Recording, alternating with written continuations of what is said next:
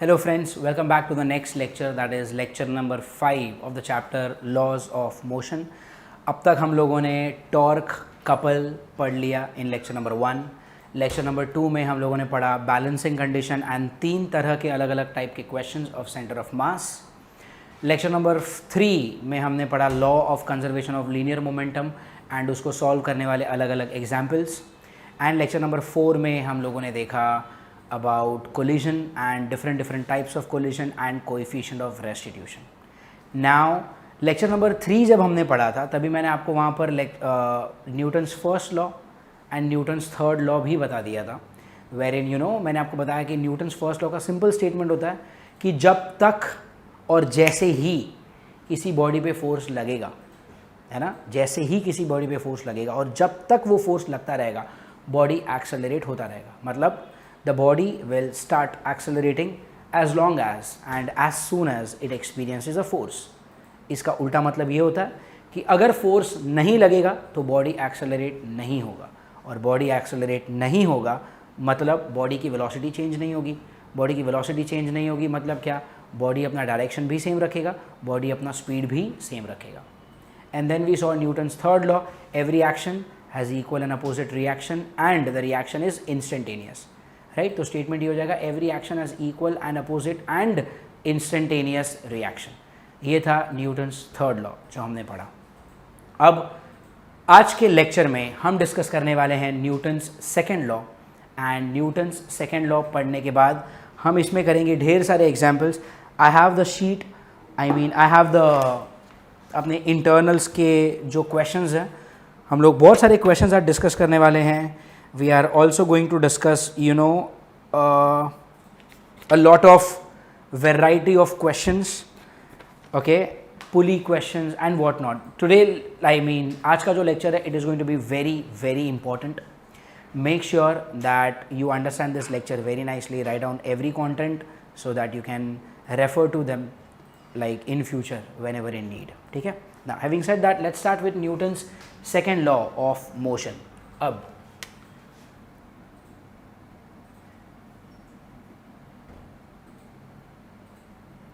Newton's second law of motion. Now Newton's second law of motion पढ़ने के लिए, okay, Newton's second law of motion पढ़ने के लिए let me give you a simple सा example. एक छोटा सा एग्जाम्पल देता हूँ. जैसे मान लो एक बॉल है यहाँ पर, ठीक है, एक बॉल है. इस बॉल का मास है 100 gram. There is a small ball जिसका मास कितना है 100 ग्राम.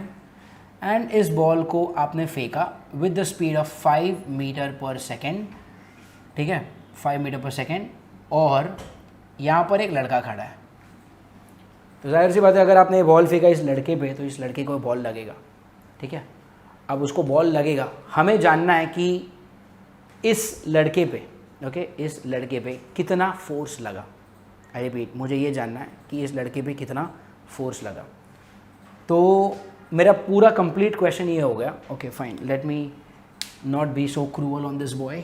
Late me put a wall there. Okay, let me put a wall there. So here is a wall.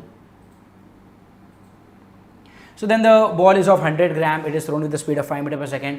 अब ये बॉल आगे आएगा, आगे आएगा, आगे आएगा, इस वॉल से टकराएगा. टकराने के बाद बॉल रिटर्न भी तो जाएगा.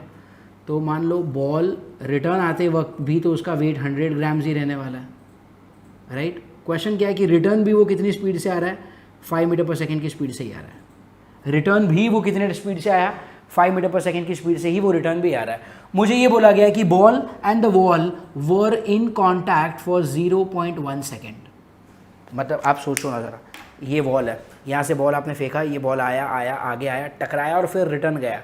तो कहने से कुछ देर के लिए आपका ये बॉल और ये वॉल आपस में एक दूसरे में कांटेक्ट में थे. एंड दैट कांटेक्ट वाला time is given to us as 0.1 second. Okay, that contact वाला time is given to us as 0.1 second. Now if the time is 0.1 second, मुझे पूछा गया है कि कितना फोर्स लगा होगा. ठीक है, अब सिंपल सा मेथड क्या है, आप पहले क्या निकालो, मोमेंटम इनिशियल. ठीक है, आप पहले क्या निकालोगे, momentum initial. Now, what do you mean by initial momentum? Mass into initial velocity. तो ज़्यादातर इनिशियल वेलोसिटी के लिए हम लोग लेटर यूज़ करते हैं u. तो mass into letter u, I mean initial velocity. Mass कितना है? 100 ग्राम. 100 ग्राम मतलब क्या? 100/1000. ये हो गया मास इंटू वेलोसिटी. वेलोसिटी कितना है बॉडी का? Tell me. Velocity is 5 metre per second. तो वेलोसिटी अगर 5 मीटर पर सेकेंड हो गया तो ये दोनों ज़ीरोज़ यहाँ पर कैंसिल हुए और इन दोनों ज़ीरोज़ के साथ, और ये हो गया कितना? Half kg metre per second. ये हो गया आपकी बॉडी का इनिशियल मोमेंटम. अब आप निकालो फाइनल मोमेंटम. फाइनल मोमेंटम मतलब क्या? टकराने के बाद वाला मोमेंटम. फॉर्मूला तो वही आएगा, मास इंटू वेलोसिटी. टकराने की बाद वाली स्पीड को हम लिखते हैं v. ठीक है, इनिशियल वेलोसिटी, फाइनल वेलोसिटी. तो this is your initial momentum mu, this is final momentum mv. And mass कितना है? Tell me. Mass is again it is the same thing, 100 gram. तो डिवाइड बाई 1000 कर लिया. Into velocity. Velocity कितना है? Tell me. Velocity is not 5, it is -5. Tell me why. Velocity is -5 because of the direction. गया ball right में, वापस आ रहा है लेफ्ट में, तो यहाँ पे कितना होगा? -5. तो अब ये कितना हो जाएगा? -12 kg metre per second. This is final momentum. तो ये इनिशियल मोमेंटम, वो है final momentum. And now okay, this is initial momentum, that is final momentum. Now you want to find out. अच्छा, उन्होंने आपको ये टाइम ऑफ इम्पैक्ट भी दिया है. अब देखो, अगर मैं निकालता हूँ चेंज इन मोमेंटम, ठीक है, I am trying to find out what tell me change in momentum. Change in momentum को मैं लिखूंगा डेल्टा पी. ओके, चेंज क्या होता है? Always final minus initial. Change is always what? Tell me. Final minus initial. What is the final momentum? Final momentum is what? -12. Minus. What is your initial momentum? Initial momentum कितना था? Half. तो -12 मतलब कितना हो गया ये? -1. And this is change in momentum kg metre per second. ये कितना हो गया? Delta P. डेल्टा पी मतलब क्या? Change in momentum. Then I want to find out rate of change of momentum. I want to find out what? Tell me. Rate of change of momentum. What do you mean by rate? Rate मतलब क्या? इस momentum के change को मैं time से divide करने वाला हूँ. And when I divide delta P by time, what is delta P? Delta P is -1/t. T for time. Time कितना दिया है? Tell me. Time is given to me as 0.1. 0.1 का मतलब होता है 1/10. That 10 goes in the numerator. कितना हो गया? -10. राइट, ये कितना हो गया? -10. And tell me, unit wise अगर मैं आपसे पूछूं तो rate of change of momentum का यूनिट क्या होगा? चलो देखते हैं. डेल्टा पी क्या है? डेल्टा पी आ रहा है kg मीटर पर सेकेंड, और ये टाइम मतलब क्या? सेकेंड ना. तो it is kg metre per second and second which is same as what? Tell me. kg metre per second square. But what is metre per second square? Yes, what is metre per second square? ये होता है acceleration. And what is kg? kg is mass. Mass into acceleration. कुछ याद आ रहा है? ये होता है फोर्स. ये होता है न्यूटन. तो हालांकि यूनिट से कुछ लेना देना नहीं था. That was I was just trying to give you some analogy. Okay, so ये जो -10 आ रहा है, this -10 is rate of change of momentum. And according to Newton, this rate of change of momentum is directly proportional to the force experienced by the body. Okay, the rate of change of momentum is directly proportional to the force experienced by the body. अब देखो, ये जो -10 आया, ये क्या है? Rate of change of momentum ही है. तो ये क्या हो गया? This is same as force only. But मेरा क्वेश्चन क्या है कि ये फोर्स लगा किस पे? बॉल पे या वॉल पे? तो याद रखना, ये जो फोर्स है ये लगा है बॉल पे. मोमेंटम किसका चेंज किया तुमने? मोमेंटम चेंज किया है बॉल का. तो ये फोर्स भी किस पे लगा है? बॉल पे. बट मेरा क्वेश्चन क्या था? What is the force on the wall? तो थर्ड लॉ अप्लाई करो, इक्वल एंड अपोजिट. तो अगर बॉल पे फोर्स लगा -10, तो वॉल पे कितना लगा होगा? +10. Get it? सो नाउ यहाँ पर स्टेटमेंट क्या है? The rate of change of momentum is directly proportional to the force experienced by the body. Now tell me, what do you mean by rate of change of momentum? Can I say rate of change मतलब क्या? पहले आप change निकालो, फिर आप उसको time से divide कर दो, right? That is what you call rate of change of momentum. So अगर आपको लिखना हो तो मैं इसको ऐसा लिखूंगा दैट ये हो गया आपका statement. Okay, this is the statement for Newton's second law of motion. Okay, and ये जो फोर्स है it is what tell me directly proportional to momentum final minus momentum initial upon time. Difference है ना, तो आप difference को delta P भी तो लिख सकते हो, और टाइम को मैं लिखता हूँ delta T. If this becomes very small quantity तो आप उसको क्या लिखोगे?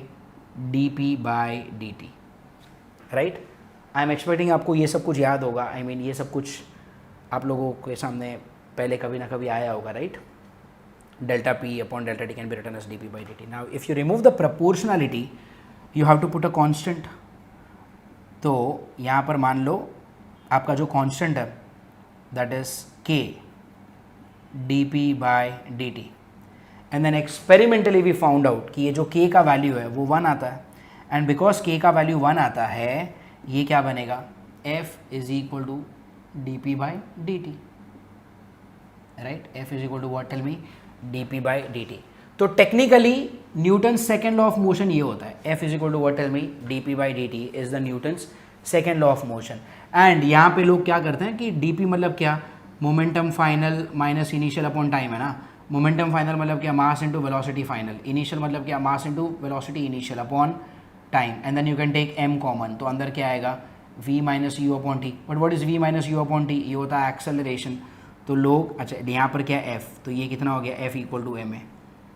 So now many of the times what happens is like when you ask somebody what is Newton's second law of motion, so they say F is equal to ma. Now वैसे वो सही भी है सही नहीं भी है, बट क्या होता है F is equal to ma, ये Newton second law of motion नहीं है.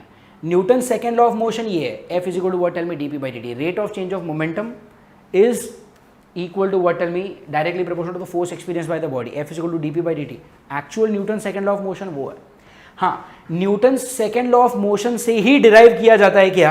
F is equal to ma. This is derived from Newton's second law of motion only. ठीक है, एंड याद रहे या दैट्स इट. चलो ठीक है, एज ऑफ नाउ इतना ही. अच्छा, एक और चीज़ होती है कि अगर आप इस टाइम को यहाँ पर लेकर आते हो तो क्या हो जाएगा? Force into time is equal to what? Tell me. Change in momentum. And याद रखना फोर्स इंटू टाइम क्या होता है? इम्पल्स. फोर्स इंटू टाइम क्या होता है? इम्पल्स. तो कई बार आपको क्वेश्चन में इम्पल्स पूछा जाता है. क्या पूछा जाता है? इम्पल्स. तो अगर आपको इम्पल्स पूछा है तो आपको सिर्फ और सिर्फ क्या निकालना है?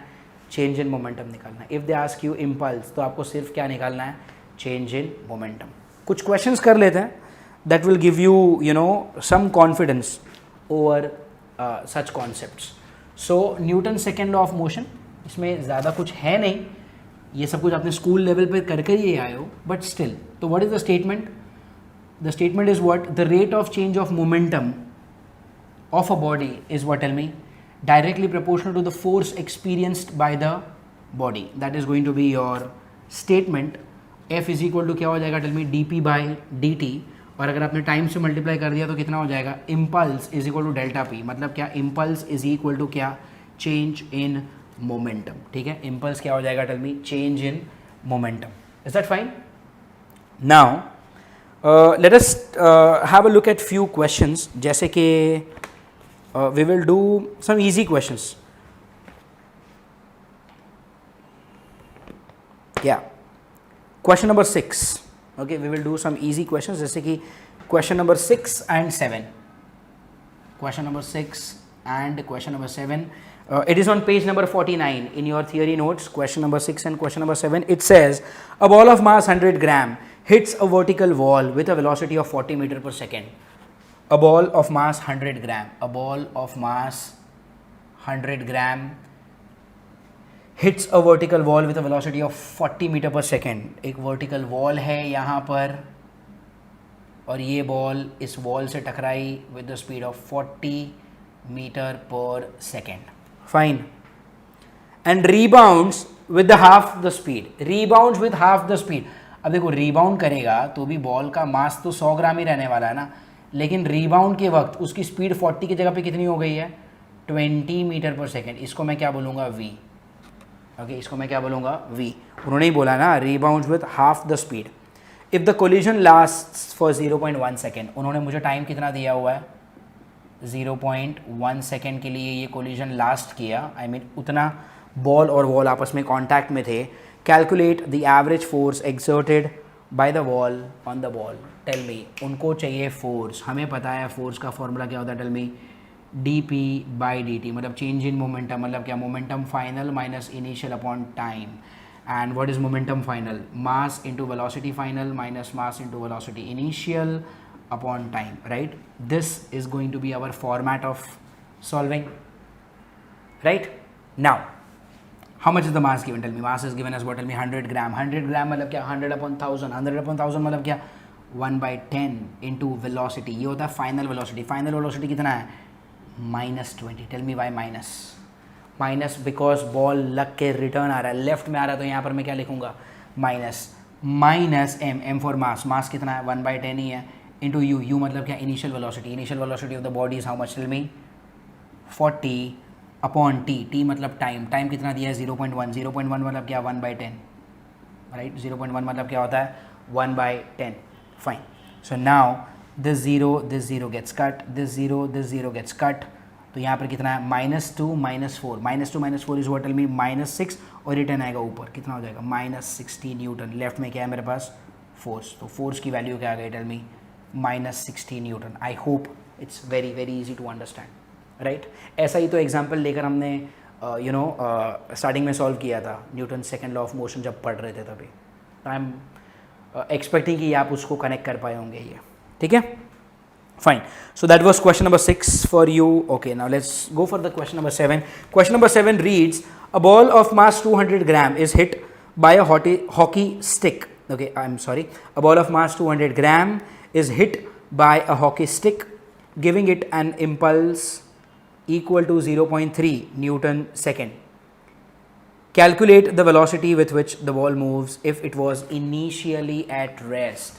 ठीक है, बॉल का मास क्या दे दिया, tell me, mass is given as 200 gram, मतलब क्या, 1/5 kg। सी धीरे धीरे सारे स्टेप्स लिखने बंद हो जाएंगे, ठीक है। आई एम एक्सपेक्टिंग कि आप भी धीरे धीरे स्मार्टर होते जा रहे हो।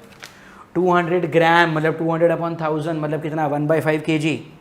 Initially the ball is at rest, ऐसा उन्होंने बोला है, तो इनिशियल वेलोसिटी कैसा है, 0 है। और उन्होंने क्या बोला है, impulse is equal to 0.3 newton second.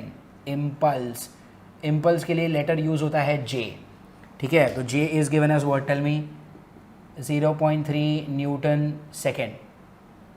Impulse is equal to what, 0.3 newton second. Calculate the velocity with which the ball moves. Velocity with which the ball moves मतलब क्या, मुझे पूछा है v। टेल मी, अब भी हम लोगों ने देखा था, impulse is what, tell me, impulse is delta p, राइट। Impulse is what, tell me, delta p। तो इम्पल्स कितना दिया है मुझे, impulse is given as what, 0.3। Delta p is what, change in momentum. Change in momentum मतलब क्या, mv minus mu, तो ये 0.3। m फॉर मास, मास कितना है, tell me, 1/5 into v for velocity. Velocity तो मुझे पूछा है ना उन्होंने, वेलोसिटी तो पूछा है, ठीक है, माइनस mu कितना है, 0 है, तो यहाँ पे ये गायब हो जाएगा, ठीक है। तो what is this, this is velocity v is equal to 1.5 metre per second. Velocity v कितना आ रहा है, 1.5 मीटर पर सेकेंड, या। तो that was our question number 7, ठीक है। तो क्वेश्चन नंबर 6 हो गया, क्वेश्चन नंबर 7 मैंने डिस्कस कर लिया। क्वेश्चन नंबर 8 ये मैं तो नहीं सॉल्व कर रहा, बट मैं चाहूँगा कि आप लोग सॉल्व करें, because question number 8 is about the law of conservation of linear momentum.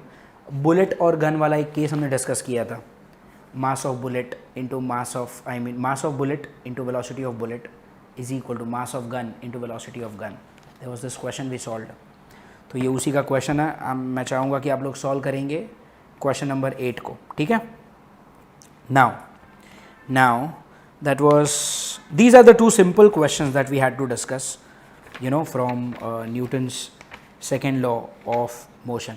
अब सेकेंड लॉ ऑफ मोशन से ना बहुत सारे टाइप के छोटे छोटे क्वेश्चंस बन सकते हैं.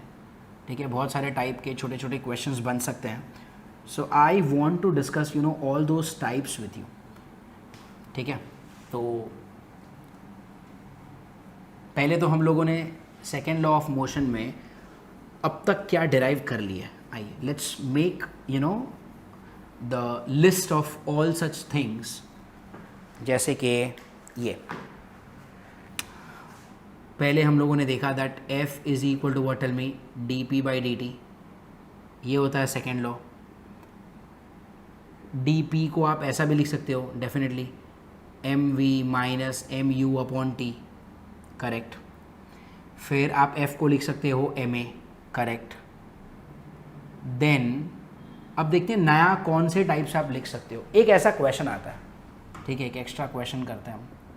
एक ऐसा क्वेश्चन आता है कि देर इज़ अ पाइप जिसके अंदर से सम वाटर इज़ फ्लोइंग. ठीक है, अ पाइप जिसके अंदर से water is flowing with the speed of v. Pipe जिसके अंदर से water is flowing with the speed of v. And ये जो पानी है ये सामने एक वॉल के साथ टकरा गया.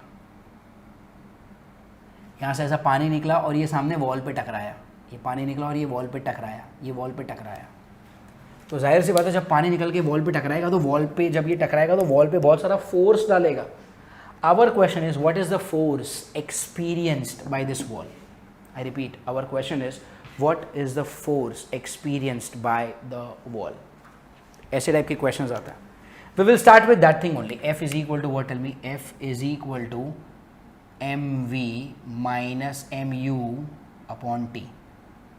ठीक है ना. m मतलब क्या, mass of the water which is m. v मतलब क्या होता है, फाइनल वेलोसिटी. अब यहाँ पर हम क्या अज्यूम करेंगे कि जब ये पानी यहाँ से निकल के आगे जाएगा तो पानी जब टकराएगा ना तो वॉल को लग के स्प्लैश बैक नहीं करेगा. आई एम अज्यूमिंग दैट ये वॉल है, यहाँ से पानी निकला, जब इसको टकराया तो टकरा के स्प्लैश बैक नहीं करेगा, वापस नहीं आएगा. ऐसा पानी टकराएगा और सीधा नीचे गिर जाएगा. Are you understanding? The water is coming, it is colliding on the wall and it does not splash back. वो लग के नीचे गिर रहा है. तो लग के अगर वो नीचे गिरेगा तो ये जो v है वो तो ज़ीरो हो गया, राइट. ऐसे पानी लग के ऐसे ड्रॉप्स बन के ये नीचे गिर गया, ड्रॉप बन के नीचे गिर गया. मतलब v कितना हो गया, v हो गया 0 माइनस m. u मतलब इनिशियल वेलोसिटी जो यहाँ पर दिया हुआ है v अपॉन t. तो f कितना हो जाएगा, टेल मी. m इंटू 0 तो गया तो कितना बना, minus mv upon t. Right. Now mass can be written as what, tell me. Mass को मैं लिख सकता हूँ volume into density into this v. This v is velocity upon t. Okay. And volume का जनरल फॉर्मूला क्या होता है, tell me. Volume का जनरल फॉर्मूला होता है area into length, right. Volume का general formula is what, area into length. तो if I right it तो ये f क्या बनेगा, minus of, tell me, area into length, density rho, velocity v upon time. But then if you look at this, what is length upon time? Length is same as distance or displacement.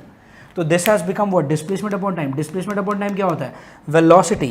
तो फिर ये वाला formula क्या बनेगा, minus of area, ये क्या हो गया, velocity, density और वापस velocity. मतलब क्या, माइनस ऑफ एरिया velocity का स्क्वायर इंटू डेंसिटी. माइनस तो सिर्फ मुझे साइन दिखा रहा है ना, तो अगर मैं सिर्फ मैग्नीट्यूड देखूंगा तो मेरे लिए इसका आंसर क्या हो गया, tell me, area into velocity का स्क्वायर इंटू डेंसिटी. तो याद रखो, पानी जब भी पाइप से निकलता है तो जब ये इसको कोलाइड करेगा तो वॉल पे कितना फोर्स लगा, उसका फॉर्मूला क्या हो गया, F is equal to what, area into velocity का square into density. Okay, area into velocity का स्क्वायर इंटू डेंसिटी. तो अब ये देखा जाए तो ये Newton second law of motion से डिराइव किया गया है. बट एज अ स्टूडेंट अगर आपको ये सब कुछ याद है तो एग्जाम में ये सब कुछ डिराइव नहीं करना पड़ेगा ना, सीधा ये लिखना है, where A is what, tell me, where A is area of the pipe, rho is what, tell me, it is density of pipe. And v is what, tell me, density of pipe नहीं, sorry, density of liquid and v is what, velocity of liquid. तो ये एक type का question हो गया जो Newton's law of motion से पूछा जाता है, ठीक है। अच्छा, इसमें और एक टाइप का क्वेश्चन हो गया ना, जैसे फोर्स इंटू टाइम किया तो इम्पल्स मिलेगा। इम्पल्स मतलब क्या, J is what, tell me, delta P. तो मैं आपको सारे सिर्फ फॉर्मूला का लिस्टिंग करवा रहा हूँ कि Newton second law of motion से क्या क्या पूछा जा सकता है।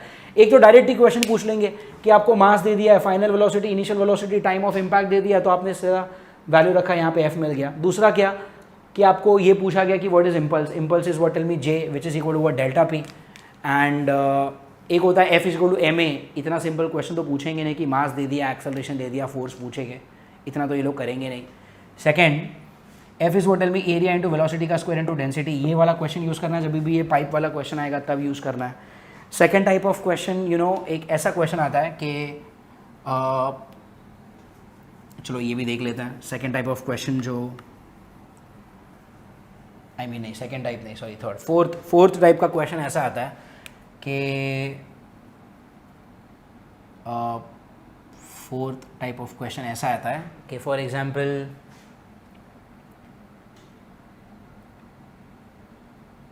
एक गैस का मॉलिक्यूल है, इस कंटेनर में है, एक गैस का मॉलिक्यूल है इस कंटेनर में, and the gas molecule is moving with the speed of, let us से v। नाउ ये इधर जाके कोलाइड करेगा, फिर कोलाइड करके वापस आएगा, फिर collide and it keeps on moving here and there, ऐसे टाइप के क्वेश्चंस में एक चीज़ आपको अज्यूम करनी है, ठीक है, जो जिसके बिना आप ये क्वेश्चन को कर ही नहीं पाओगे, that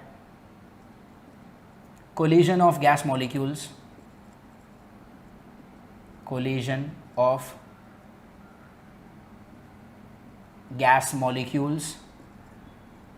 with the walls of container is considered as elastic collision, ठीक है। ये चीज़ को याद रखना आप, that collision of gas molecules with the walls of the container is considered as what, tell me, elastic collision. Now वापस we are starting with the basic formula, F is equal to what, tell me, M V minus M U upon T. अच्छा, और एक चीज़, ऐसे type के question में आपको बोला जाता है कि गैस का मॉलिक्यूल वी से टकराया और टकराने के बाद जब वो वापस जाता है ना तो भी वो वी की स्पीड से ही वापस जा रहा है। That is what they have told us. So now tell me one thing, so f is equal to m. What is final velocity? Final velocity is minus v minus m into u. U मतलब क्या, initial velocity. Initial velocity is also v upon what, tell me, time. So now f कितना हो जाएगा, tell me, minus mv मतलब कितना, minus 2mv upon time. अब you know what is special about such question? The speciality of such questions is ये जो t होता है ना, t क्या होता है, t होता है टाइम ऑफ इम्पैक्ट। टी क्या होता है, टाइम ऑफ इम्पैक्ट, मतलब कितने टाइम के लिए आपका गैस का मॉलिक्यूल, कितने टाइम के लिए आपका ये गैस का मॉलिक्यूल आपके वॉल के साथ कांटेक्ट में था। आई रिपीट, ये जो टी होता है, टी क्या होता है, कितने टाइम के लिए आपका गैस का मॉलिक्यूल आपके वॉल के साथ कांटेक्ट में था। डेफिनेटली ये टाइम ऑफ इम्पैक्ट निकालना बहुत ही इम्पॉसिबल सी चीज़ है, क्योंकि इतना सा कंटेनर में अंदर गैस के मॉलिक्यूल्स जो बहुत ही फास्ट घूमते हैं। एक तो गैस का मॉलिक्यूल आपको सिंगल कभी दिखने वाला है नहीं, और अगर उसमें भी आपको अगर कोलिजन पूछा है तो डेफिनेटली बहुत ही मुश्किल होने वाला है। तो time of impact is what, tell me, first of all, time of impact in this case is very difficult to find out. That is the speciality of this case. But अगर मुझे time ही नहीं पता है तो मैं force कैसे निकालूंगा। अच्छा, यहाँ पर m क्या है, m mass of the molecule, v मतलब क्या, वेलोसिटी ऑफ द मॉलिक्यूल, तो ये सब तो हो जाएगा।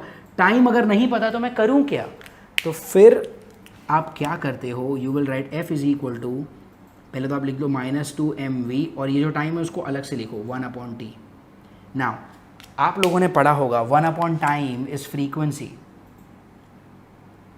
आप लोगों ने पढ़ा होगा 1/टाइम क्या होता है, फ्रीक्वेंसी होता है।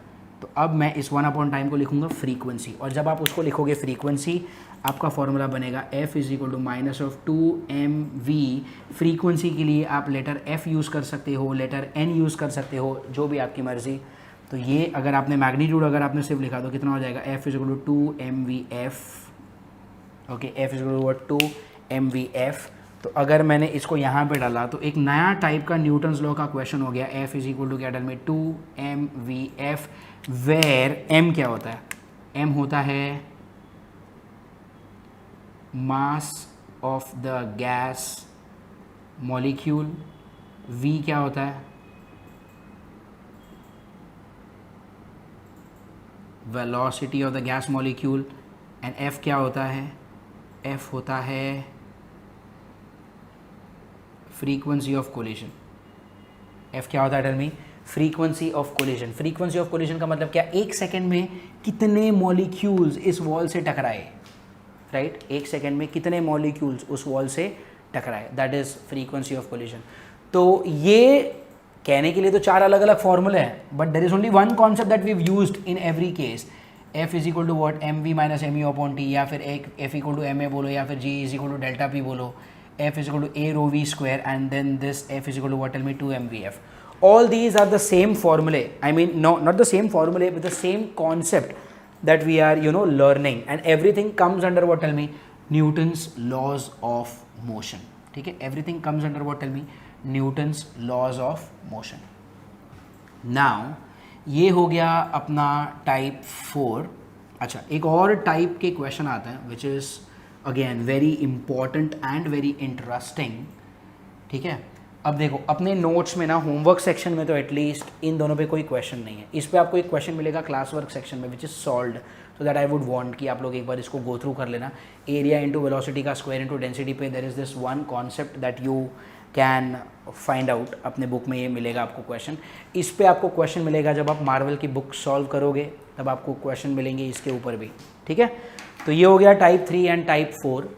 Then the next type that we need to learn is this formula f is equal to ma। अच्छा चलो, और एक चीज़, जब आप लिखते हो f इज इक्वल टू क्या, dp by dt, okay, when you write f is equal to what, dp by dt, f is equal to what, dp by dt. So tell me one thing, when you write f is equal to dp by dt, what do you mean by this, that rate of change of momentum क्या होता है, directly proportional to force होता है, fine, then आप you can put what, tell me, put p as what, mv, आप p की जगह पे mv डाल सकते हो। अगर आपने p की जगह पे mv डाला तो यहाँ पर क्या हो जाएगा, d by dt mv, right, क्या हो जाएगा, d by dt mv।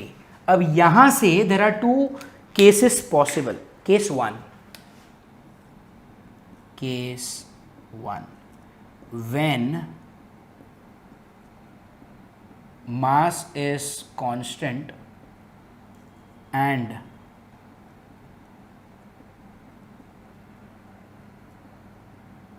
Velocity is changing. Case 1 क्या है, when mass is constant velocity is changing. एक बात बताओ, मास कांस्टेंट है, आपको ये पता था डेरिवेटिव में से कांस्टेंट बाहर आ जाता है। अगर मास कांस्टेंट है तो ये बाहर आएगा, तो अंदर क्या बचेगा, f is equal to m, and mass बाहर आ गया, अंदर बचा वेलोसिटी, तो कितना हो जाएगा, dv by dt। And what is dv by dt, dv by dt is acceleration. तो फॉर्मूला क्या बन गया, f is equal to ma, right, formula क्या बना, f is equal to ma। And case 2 क्या होता है, tell me, case 2,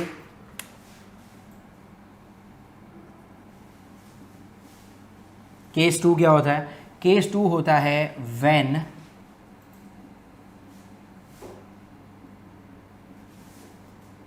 velocity is constant and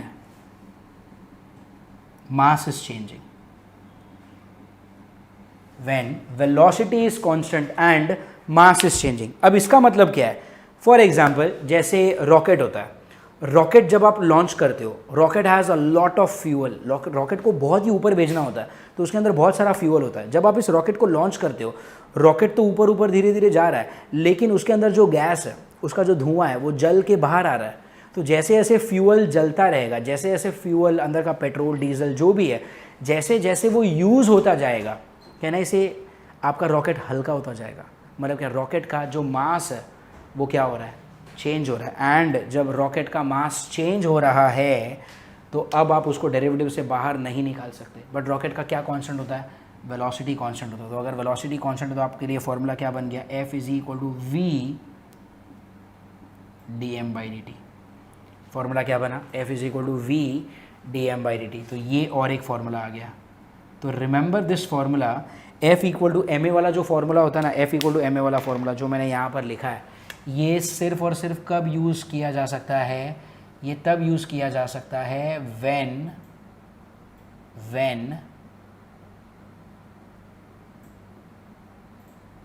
mass is constant. F equal to ma कब यूज़ किया जा सकता है? When mass is constant. And अगर मास कांस्टेंट नहीं है, अगर मास वेरिएबल है, तब आपको क्या यूज़ करना पड़ेगा? F is equal to D small m by V. F is equal to V dm/dt। आपको ये यूज़ करना पड़ेगा। ये कब? When mass is changing. तो ये आपको याद रखना पड़ेगा, ठीक है। नाउ इसके ऊपर एक क्वेश्चन करते हैं। I guess there is a question given to us. या देखो 10, question number 10। Okay, question number 10 page number 49 पे। Question number 10, see what is given. Liquid fuel is burned in a rocket and its exhaust gas is ejected from its tail at a velocity of 10 km per second. The velocity of the gas is given as what? Tell me. 10 km per second. Fine. If the force acting on the rocket is 4 into if the force acting on the rocket is 2 into 10 raised to 4, 2 into 10 raised to 4 Newton, find the rate at which the liquid fuel is burnt. Find the rate at which the liquid fuel is burnt. Liquid का fuel जो है जब वो burn होगा तभी तो वो बाहर निकल जाएगा। और rate at which the liquid fuel is burned मतलब क्या? dm/dt तो आपको पूछा है। dm/dt is asked. Remember different names for the dm/dt। dm/dt को आप बोलते हो rate of combustion of fuel. क्या बोलते हो आप? Rate of combustion of fuel. या फिर सिंपल लैंग्वेज में आप बोलोगे इसको rate of change of mass. कितना फ्यूल जल गया एक सेकेंड में, दैट इज dm/dt। और जितना फ्यूल जलेगा वही तो आपका मास है जो चेंज होने वाला है, राइट। तो dm/dt आपको पूछा। अब ये तो एकदम सिंपल सा फॉर्मूला हो गया, I am not solving it. आपका फॉर्मूला क्या है? Tell me. F is equal to V dm/dt। आपको F दिया गया है, आपको V दिया गया है, तो आपको dm/dt मिलेगा। तो this question I leave up to you now, ठीक है। आई एम एक्सपेक्टिंग कि ये वाला टाइप आपने पूरा कॉपी कर लिया होगा और वो फॉर्मूला लिस्ट में फॉर्मूला नंबर 5 भी आपने ऐड कर लिया होगा। फाइन। नाउ इस पे और एक वेरिएशन आता है। Okay, I know the variations are too many, but देखो अगर मैं आपको अभी ये सारे वेरिएशंस नहीं बताता तो फिर आप जब खुद से सॉल्व करोगे तब आपको ये सब बार बार डिराइव करना पड़ेगा। आई डोंट वांट कि वो बार बार डिराइव करना पड़े, इसीलिए I am just telling you all the possible types of question जो Newton second law of motion पे पूछे जा सकते हैं। अब अगर एक बार आपको सारे टाइप्स पता चल गए, एक बार आपको कॉन्सेप्ट पता चल गया, फिर उनको कोई भी क्वेश्चन पूछने दो ना, क्या फ़र्क पड़ता है। फिर ज़्यादा से ज़्यादा क्या होगा पता है? They just change the number. कभी फोर्स इतना दिया होगा, कभी थोड़ा बढ़ा देंगे, कभी 200 देंगे, कभी 400 देंगे। That's fine. If you know the concept, if you know the types of question that they can ask you, then इसको सॉल्व करना कोई ज़्यादा डिफिकल्ट पार्ट होगा नहीं, ठीक है। नाउ तो ये हो गया F equal to what? V dm/dt। अब एक और क्वेश्चन आता है मशीन गन वाला क्वेश्चन। मशीन गन वाले क्वेश्चन में क्या होता है? देखो एक बड़ा सा गन है, उस गन के अंदर बहुत सारे नीचे एक मैगजीन होता है, उस मैगजीन में 50-100 बहुत सारे बुलेट्स होते हैं। जब आप उसको कंटिन्यूसली फायर करते रहते हो तब क्या हो रहा है? एक करके आपके जो बुलेट्स हैं वो बाहर निकलते रहते हैं। अब जब बुलेट बाहर निकलेगा तो आपके गन का जो मास है वो भी तो धीरे धीरे कम हो रहा है। मैंने यहाँ पर एग्जांपल दिया रॉकेट वाला। जब आप रॉकेट लॉन्च करते हो तो उसके अंदर बहुत सारा फ्यूल होता है। जब रॉकेट धीरे धीरे ऊपर जाएगा, फ्यूल यूज़ होगा तो धुआं बन के बाहर आ जाएगा। धुआं बन के अगर बाहर आ जाएगा तो उसका जो मास है वो कम ही होने वाला है। तो रॉकेट में मास कम हुआ, आप क्या यूज़ करोगे? V dm/dt। सिमिलरली ओके, जिस तरह से रॉकेट में मास कम हो रहा है, उसी तरह जब एक मशीन गन होगा, फुल्ली लोडेड मशीन गन जिसमें बहुत सारे बुलेट्स हैं, जब आप फायर करते रहते हो तो एक करके तो बुलेट भी तो बाहर आ रहा है। और जब बुलेट बाहर आ रहा है तो भी तो आपके मशीन गन का मास कम हो रहा है। तो वैसे भी एक क्वेश्चन आता है, बहुत सारे मतलब वैसा भी एक टाइप का क्वेश्चन आता है वेरिन डेफिनेटली अभी मास कम हो रहा है तो आप क्या लिखोगे, F is equal to what, V dm/dt लिखोगे, right, where small m is what, mass that is changing. Small m क्या है, वो वाला मास जो चेंज हो रहा है। अब मुझे बताओ कितना मास चेंज होगा आपके बुलेट का, सॉरी कितना मास चेंज होगा आपके गन का, वो डिपेंड करता है कि आपका गन कितने बुलेट्स फायर कर रहा है। अगर कोई ऐसा मशीन गन है जो बहुत ज़्यादा बुलेट्स फायर करेगा तो डेफिनेटली उसका मास ज़्यादा चेंज होगा। अगर कोई ऐसा बुलेट कोई ऐसा गन है जो कम बुलेट्स को फायर कर रहा है तो उसका मास कम चेंज होगा। तो बेसिकली स्मॉल m क्या होता है, मास विच इज चेंजिंग। और कितना मास चेंज होगा स्मॉल m, उसका फॉर्मूला आएगा capital M into capital N, where capital M is what, tell me, where what is capital M, mass of one bullet into what is capital N, capital N is number of bullets, है ना। मान लो 10 ग्राम की एक bullet है, आपने एक ही bullet fire करी, तो 10 ग्राम की बुलेट एक ही फायर करी तो कितना कम होगा मास, 10 ग्राम। 10 ग्राम के 5 बुलेट फायर हुए तो 50 ग्राम कम होगा।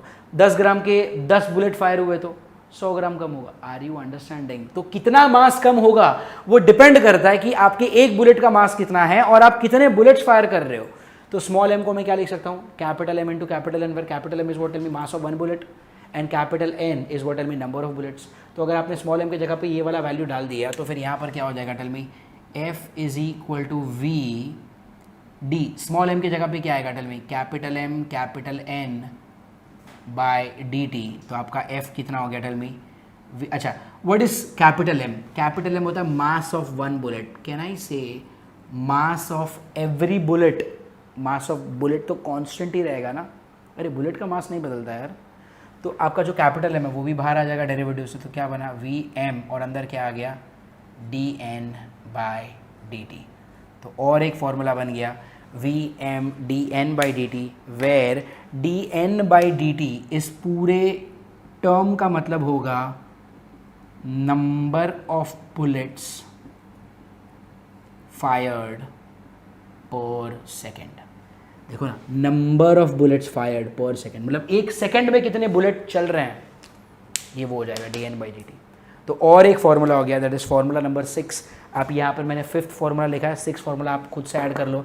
F is equal to what, tell me, V capital M dn by dt, where dn by dt is what, tell me, number of bullets fired per second. इसके ऊपर भी हमारे पास एक क्वेश्चन है, and that happens to be question number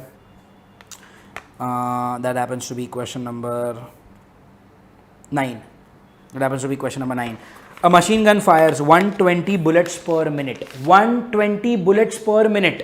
120 bullets per minute मतलब क्या, number of bullets fired per second ना। यहाँ पे क्या लिखोगे, 120 पर मिनट लिखा है, मतलब यहाँ पे क्या, 60 सेकेंड डालना। You can't write 1 minute, you have to write it in seconds only. तो यहाँ पे क्या आएगा, 60 सेकेंड्स। तो यहाँ पर 120, यहाँ पर 60, ओके।